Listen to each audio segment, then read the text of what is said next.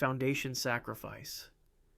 Foundation sacrifices were an ancient Chinese construction practice spanning from the Shang Dynasty around 1600 BCE through later periods, where living people were buried in the foundations of important buildings, bridges, and city walls. The victims, typically servants, slaves, or prisoners of war, were placed into foundation holes and buried alive as construction materials were added above them, suffocating or being crushed to death as the structure took shape. Archaeological evidence from Shang Dynasty sites, particularly the royal tombs at Anyang, reveals hundreds of sacrificial victims positioned in foundation layers, their skeletal remains showing they died during the construction process itself.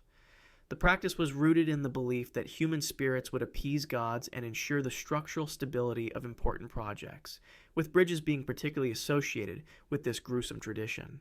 Records suggest some victims were given alcohol to dull the pain before burial, though this was far from universal.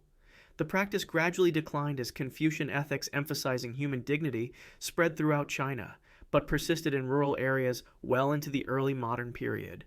Archaeological excavations continue to uncover evidence of this practice, with bodies found positioned upright or crouched in cramped foundation spaces beneath ancient structures. Folk tales about bridge ghosts, haunting old crossings, preserve cultural memory of these sacrifices, and the skeletal evidence provides disturbing confirmation that these weren't merely legends, but documented historical practices that claimed countless lives over centuries. Carthaginian child sacrifice. The ancient Carthaginians, a Phoenician civilization flourishing from around 800 to 146 BCE in North Africa, conducted child sacrifices in special sacred precincts called Tophets, dedicated to the deities Baal-Hamon and Tanit. The Tophet of Carthage itself contained thousands of urns filled with the cremated remains of infants and young children, mostly under 3 years old, including some who were stillborn or premature. Classical Greek and Roman sources describe these sacrifices in horrifying detail, though modern scholars acknowledge these accounts may contain propaganda elements, since they were written by Carthage's enemies. However, archaeological evidence provides undeniable proof that something occurred at these sites. Charred infant bones placed ceremonially in urns, marked with commemorative stones called stelae, arranged in organized rows within dedicated sacred spaces. The intense scholarly debate centers on whether all remains represent sacrificial victims, or if some were natural deaths given sacred burial. But recent bioarchaeological studies increasingly suggest at least a significant portion were deliberate sacrifices. Ancient sources claim elite Carthaginian families volunteered their own children during times of crisis, believing this demonstrated ultimate devotion to their gods, though whether victims came from elite families or were predominantly slaves remains disputed. The practice ended definitively with Rome's conquest and complete destruction of Carthage in 146 BCE, leaving behind archaeological sites that continue to spark heated academic debate about the nature and extent of these ancient rituals. Inca Capacocha ceremony. The Inca Empire, which dominated western South America from 1438 to 1533, practiced Capacocha, an elaborate sacrificial ceremony reserved for the most significant events, including imperial succession, major military victories, or attempts to prevent natural disasters and famine. Children selected for Capacocha were chosen for their physical perfection and beauty, coming from across the empire to participate in what Inca society considered the highest possible honor. The selected children traveled to Cusco, the imperial capital, where they participated in extensive ceremonies before being taken on pilgrimages to remote mountain summits, sometimes at elevations exceeding 22,000 feet. The famous Children of Lulailaco, discovered in 1999, provide remarkable archaeological evidence. 3 children found frozen at the summit, their bodies naturally mummified by the extreme cold and altitude, still wearing elaborate ceremonial textiles and gold jewelry. Scientific analysis of their hair reveals they were fed special diets including increased coca leaves and corn alcohol in the months before death, likely to reduce fear and pain during the final ceremony. The children typically died from exposure to extreme cold, though some show evidence of ritual strangulation or blows to the head before being placed in underground stone chambers at mountain summits. These mummies have provided unprecedented insights into Inca religious practices, revealing details about diet, health, and the careful preparation of sacrificial victims. Spanish colonial chroniclers, including Bernabé Cobo and Cristobal de Molina, documented the practice, and their written accounts align remarkably well with archaeological discoveries.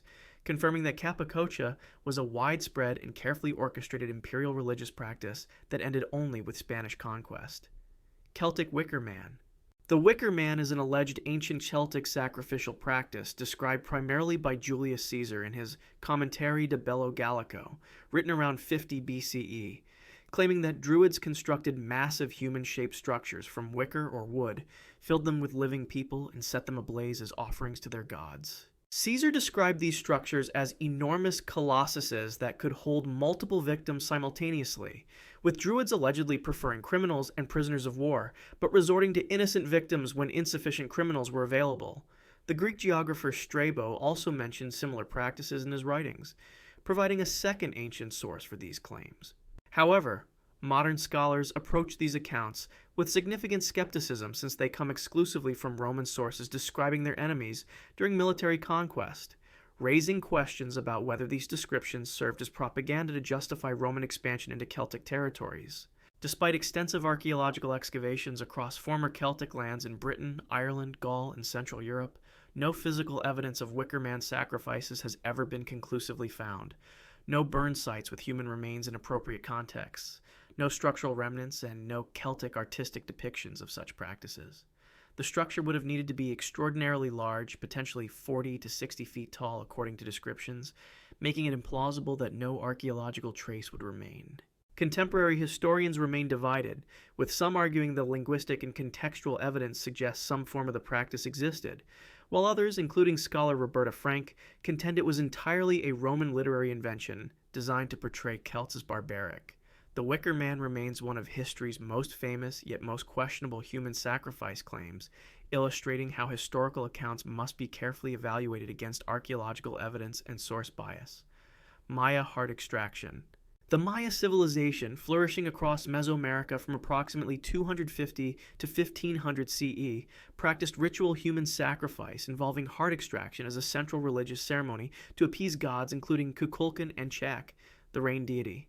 Archaeological and artistic evidence confirms that victims, including war captives, slaves, and occasionally nobles, were held on curved stone altars called tek cattle, while priests used razor-sharp obsidian blades to cut beneath the ribcage and extract the still-beating heart.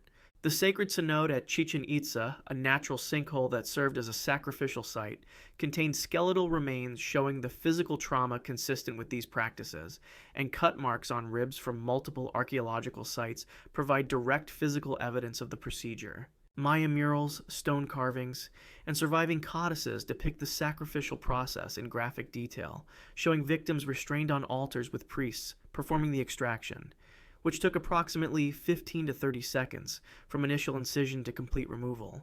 Some victims were painted blue, a color associated with the rain god Chak, and their hearts were offered to the gods while their bodies were thrown down the steep pyramid steps.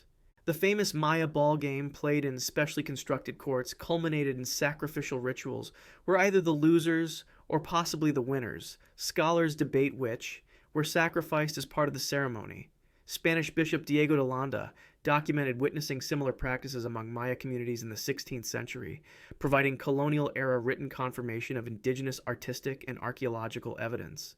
The practice peaked during the classic Maya period from 600 to 900 CE, and served multiple functions including religious devotion, political terror, and reinforcement of social hierarchies throughout the Maya city-states. Ancient Hawaiian Luakini Heiau sacrifices. Pre-contact Hawaiian society, before European arrival in 1778, practiced human sacrifice at specialized temples called Luakini Heiau, dedicated primarily to Ku, the god of war, as well as other major deities within the complex Hawaiian religious system. The Kapu system, an intricate set of sacred laws governing Hawaiian society, prescribed death for numerous violations including commoners walking in a chief's shadow, women eating certain foods, or anyone breaking sacred prohibitions, with victims strangled using cords, killed by club blows to the temple or other methods depending on the offense. Major temple sites including Puukohola Heiau on Hawaii Island and Ili'iliopai Heiau on Molokai served as locations where these sacrifices occurred, particularly during important ceremonies, warfare periods, or when chiefs needed to demonstrate religious authority. After execution, bodies were sometimes baked in underground stone-lined ovens called imu, as part of the offering ritual, with bones subsequently displayed on wooden oracle towers at the temples or kept as sacred objects. War captives from inter-island conflicts provided another source of sacrificial victims beyond Kapu violators, and the practice intensified during the consolidation of power by Kamehameha I in the 1780s through the 1810s. The entire Kapu system and associated human sacrifices ended abruptly in 1819 when Kamehameha II and the powerful queen Ka'ahumanu abolished the traditional religion in a dramatic break from centuries of practice. Historical estimates suggest dozens to hundreds of people were sacrificed annually across the Hawaiian Islands at the practice's peak, though precise numbers remain difficult to verify from oral histories and limited written records. The rigid enforcement of Kapu created an atmosphere of extreme fear within Hawaiian society, where even accidental violations could result in immediate death, making these religious laws among the most severe documented in Polynesian cultures. Aztec mass sacrifices at Templo Mayor. The Aztec Empire, ruling central Mexico from 1345 to 1521, conducted large-scale human sacrifices at the Templo Mayor in their capital Tenochtitlan, primarily to honor Huitzilopochtli, the sun and war god, and Tlaloc, the rain deity. Victims, predominantly war captives from conquered regions, climbed the pyramid's 114 steep steps to the summit platform, where 4 priests held their limbs, while a 5th used an obsidian blade, sharper than modern surgical steel, to cut beneath the ribcage and extract the still-beating heart in under 1 minute. The most controversial event in Aztec sacrificial history occurred in 1487 during the Templo Mayor's rededication, with claims ranging from 4,000 to 80,000 victims, sacrificed over 4 days, though these numbers are heavily disputed by modern scholars who consider the higher estimates physically impossible and likely Spanish exaggeration. After heart extraction, bodies were rolled down the pyramid steps, and skulls were displayed on massive wooden racks called zompantli, with a rack discovered in 2015 containing hundreds of skulls confirming Spanish accounts of these structures. Spanish conquistadors, including Hernán Cortés and Bernal Díaz del Castillo, documented witnessing these ceremonies firsthand, describing the blood-stained pyramid steps, the burning of hearts in braziers, and the overwhelming scale of sacrificial practices. Archaeological excavations at the Templo Mayor site from 2015 through 2023 have uncovered extensive physical evidence, including sacrificial stones, skull racks, and human remains with trauma patterns consistent with heart extraction, confirming the practice occurred even as scholars debate the actual numbers involved. The Aztec sacrificial system served multiple purposes, including religious devotion, political terror to maintain empire control, and the belief that human blood was necessary to sustain the sun's journey across the sky, making it essential for cosmic survival in Aztec cosmology. Chinese burial sacrifices in the Qin Dynasty. Ancient Chinese dynasties, particularly the Shang Dynasty from 221 to 206 BCE, practiced mass human sacrifice by burying living servants, concubines, guards, and artisans alongside deceased emperors to serve them in the afterlife. The most famous example involves Qin Shi Huang, China's first emperor who died in 210 BCE, with historical texts claiming thousands were buried alive in his massive tomb complex, though the exact number remains disputed since the main burial chamber has never been excavated. The practice involved victims entering the tomb during funeral ceremonies, after which entrances were permanently sealed, condemning those inside to die slowly from suffocation, dehydration, or starvation over several days in complete darkness. Earlier archaeological evidence from Shang Dynasty royal tombs, dating to 1600 to 1046 BCE, confirms over 100 sacrificial victims per burial, with skeletal remains showing they died during the entombment process. Historical records indicate that Qin Shi Huang's successor, the second emperor, specifically ordered all of his father's childless concubines to be buried alive, demonstrating how the practice targeted particularly vulnerable populations within the imperial court. The famous terracotta army, consisting of thousands of life-size clay soldiers buried near Qin Shi Huang's tomb, may actually represent a partial shift away from human sacrifice toward symbolic replacements, though living people were still entombed in other chambers. The practice was officially banned during the subsequent Han Dynasty beginning in 206 BCE as Confucian ethics, emphasizing human dignity, gained influence, though it continued sporadically in later periods. Archaeological excavations of these tombs reveal skeletal remains in antechambers and side passages, with bone positions indicating struggle and non-peaceful deaths, providing physical confirmation of the historical texts describing this brutal practice that lasted over 2,000 years. Thuggee ritual strangulation. The Thuggee were organized groups operating across the Indian subcontinent from at least the 1300s through the 1800s who murdered travelers using ritual strangulation, with killings framed by British colonial authorities as religious sacrifices to the goddess Kali, though modern scholars heavily contest this religious interpretation. Members would infiltrate traveler caravans, gain trust over days of joint travel, then strangle victims from behind using a ceremonial cloth called a rumal, typically yellow or white, with weighted ends, while a third member simultaneously broke the victim's back. British colonial records from suppression campaigns in the 1830s through 1870s estimated 40,000 deaths annually at the practice's peak, though historians consider these numbers grossly exaggerated for political purposes to justify colonial control. Trial records documented by British administrator William Henry Sleeman, who led the suppression efforts, include confessions from captured members claiming individual participation in over 100 murders, with bodies dismembered and buried in specific locations away from roads. The practice was allegedly hereditary, passed from fathers to sons, with groups ranging from 10 to 200 members operating as highly organized networks across India. However, contemporary scholarship, particularly the work of historian Mike Dash, questions whether Thuggee represented a unified religious cult at all, or whether British authorities conflated various criminal groups and local bandits into a single manufactured threat. The theological connection to Kali worship, central to British narratives, appears largely imposed by colonial interpreters, rather than documented in the accused member's own religious understanding.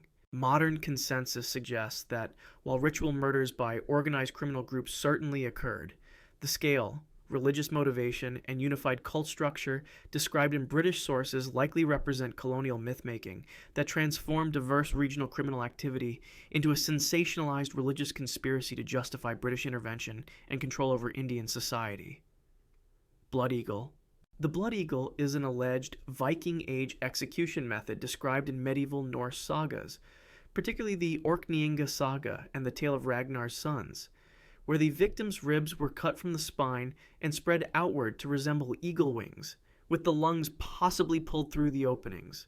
According to these literary sources written 2 to 3 centuries after the Viking Age ended, the Blood Eagle was reserved for the most hated enemies, or those who killed Norse royalty, with King Halfdan and King Ella of Northumbria named as specific victims in different sagas. The described procedure involved positioning the victim face down, opening the back with a blade, severing the ribs from the vertebrae on both sides, exposing or extracting the lungs, and allegedly rubbing salt into the wounds, with death resulting from shock, blood loss, or respiratory failure. Modern scholarly debate centers on whether this practice ever actually occurred or represents purely literary invention, with historian Roberta Frank arguing the saga descriptions are poetic metaphors misinterpreted as literal events by later readers.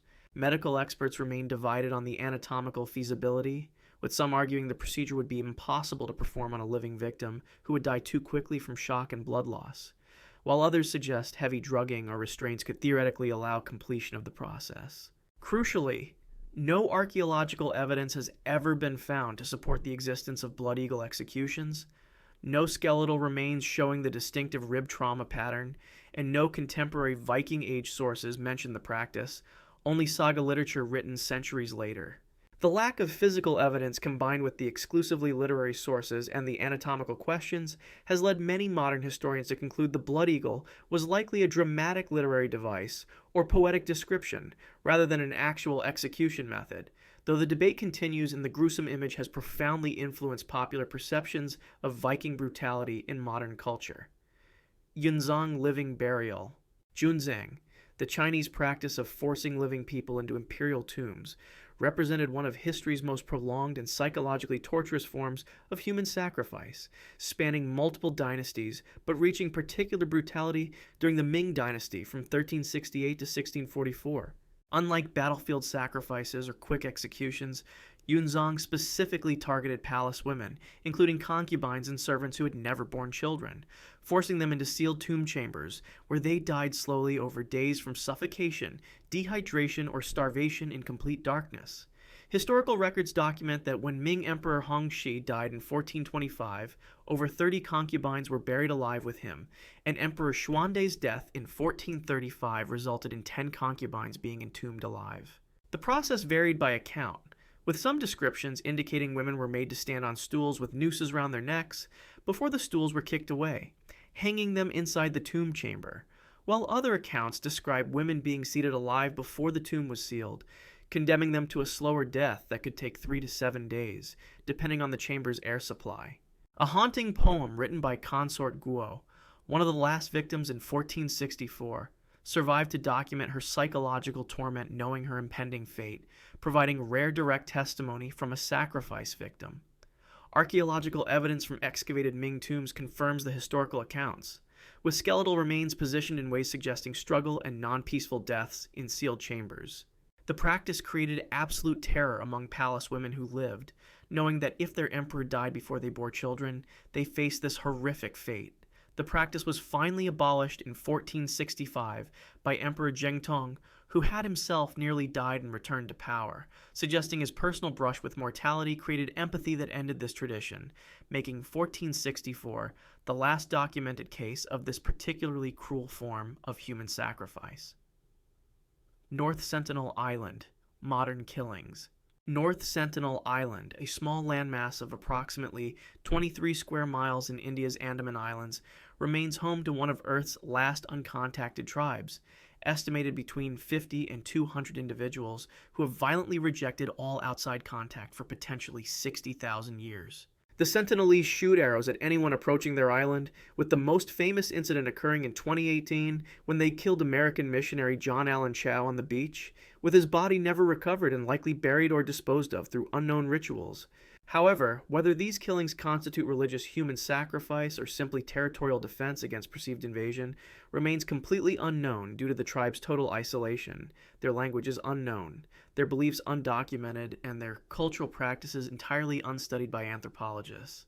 Previous incidents include the 2006 killing of 2 Indian fishermen whose boat drifted too close to shore, and in 2004, following the devastating Indian Ocean tsunami, the tribe shot arrows at a rescue helicopter checking on their survival, demonstrating their consistent rejection of contact. The Indian government enforces an exclusion zone prohibiting approach within 3 nautical miles, and after Chow's death, authorities chose not to retrieve his body specifically to respect the tribe's isolation and avoid further violent contact. The classification of these killings as human sacrifice is entirely speculative, since no outsider has successfully studied Sentinelese culture, religion, or motivations. They may view all outsiders as existential threats, requiring elimination for survival rather than as religious offerings. Anthropologists remain deeply divided on interpretation, with some arguing any attempt to frame these killings through religious sacrifice terminology imposes external categories on a culture we cannot understand, while others note that territorial defense and religious practice often intertwine in isolated societies, making the distinction potentially meaningless from the Sentinelist perspective. If you want to see more, click the video on screen now.